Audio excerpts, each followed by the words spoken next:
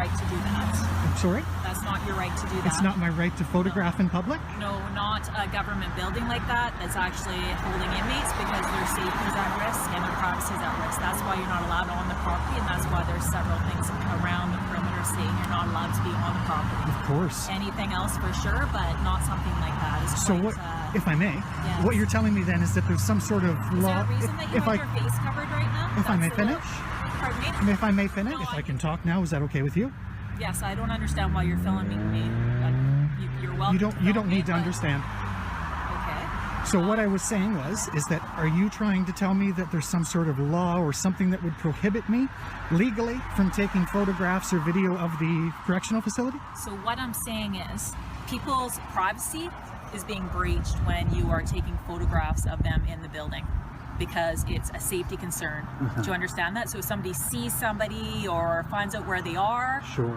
it could put their safety at risk. So it's not a law that that's I'm breaking why- or anything like that? So basically, there's signs up that you're not to trespass on the property. And I wasn't. All right, and you're outside filming, so we don't really understand why you would be doing something. Before we dive in, buckle up, because this encounter is a perfect example of why the camera is the most powerful tool the public has when interacting with officials. In today's breakdown, we're watching a simple situation, someone peacefully filming in public, explode into a full confrontation involving misunderstandings of the law, attempts to intimidate, and a whole lot of misplaced authority. This case highlights three major themes: how quickly officials escalate when they think they control the narrative, how vital it is to know your rights, and how recording prevents false accusations from sticking. As cameras roll, we're going to see contradictions, confusion, and a complete breakdown in how these officers handle public photography. Pay close attention to the tone shifts, watch how the first worker reacts with uncertainty, how the officials try to force authority by claiming illegality with no statute to back it up, and how the cameraman remains calm, collected, and unshaken. Throughout the video, I'll be stepping in to highlight the drama, the legal mistakes, and the pressure tactics being used. Trust me, the deeper we go, the more revealing it gets. If you think the opening is tense, wait until the officers start contradicting themselves, then get corrected by their own colleague later on. Like that, unless you're using it for something. Okay. So you're putting people's safety at risk. So that's why we asked you not to do it. Okay. And that's why the correctional officers came out and asked you Sure. not to do it. If I may again, because a few minutes ago you said that it wasn't my right to do that. Yeah, because you're breaching people's privacy and you're putting their safety at risk. So that's a concern for us. So, but it's There's not a reason law that I'm breaking, So though, there's correct? a reason when people are transported and things like that, their identity is secure, so their safety is not at risk, right? Sure. So it's a government building. Yeah.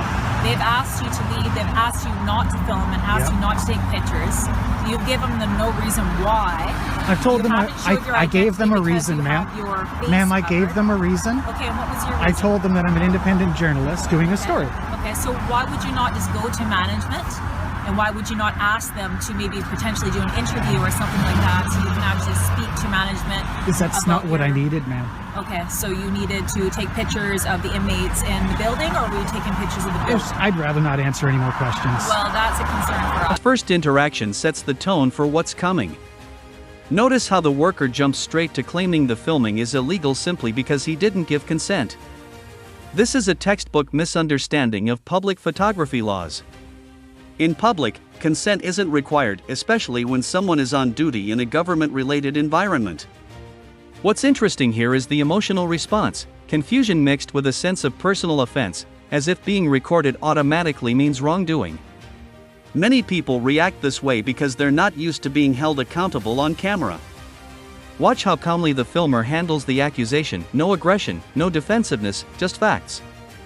This calmness becomes extremely important later, especially once law enforcement gets involved. I'm not done talking. I'm not speaking. I'm not done speaking. And I will do that whenever I feel. You're breaching their privacy. And that's not a law I'm breaking, am I? You are actually breaching their What privacy law? to take photos of them inside of What their law building am where I they breaking? can't go anywhere. What law am I breaking? Sir, don't return back. All What right? law am I breaking? Don't return back to Here's where things escalate. The officer immediately demands identification, not because a crime was committed, but because she wants compliance. Then she claims, with confidence, that photographing a government building is prohibited. Notice the tactic: assert authority first, explain later. But when she's asked to cite the law, she can't. This is a major red flag. When officers rely on intimidation rather than legal grounding, it usually means they don't actually have the law on their side. The filmer asks a critical question: where does it say that? This simple request forces accountability, and you'll see the officer struggle to justify her claim. This is why knowing your rights and staying calm is essential. And if you want to help her understand what my rights are and what I am allowed to do, because she told me it wasn't my right to do May I that. ask why you're If I can finish. She told me it wasn't my right to do this and that I wasn't allowed to go back, both of which are untrue. So basically, they're voicing the same concern, safety of the inmates. But again, you told me I wasn't allowed to. That's not. Moment highlights a common tactic: discredit the filmer by challenging their identity. The officer implies that without a journalist ID, he isn't valid, even though independent journalism is fully protected under the First Amendment. There is no government-issued journalist license, and the officer likely knows this. What's really happening is an attempt to delegitimize him so they can justify further action. When the staff decides to call the police, it's not because a crime occurred, it's because the filmer didn't comply with their personal discomfort. This is exactly why recording is crucial. Without video, their accusations could have easily been twisted or exaggerated. This entire exchange is a masterclass in authority without legal foundation. The officer repeatedly claims the filmer is breaching privacy, yet still cannot point to any statute that prohibits filming from a public space. The contradiction becomes even clearer when she admits it's not actually illegal, but still insists he isn't allowed. This is a key distinction: discomfort does not equal unlawful behavior.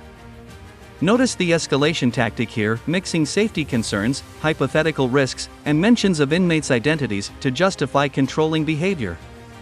But again, no law is cited, because none supports their claims. The filmer wisely sticks to one simple question: am I breaking the law? And every time, the officer sidesteps.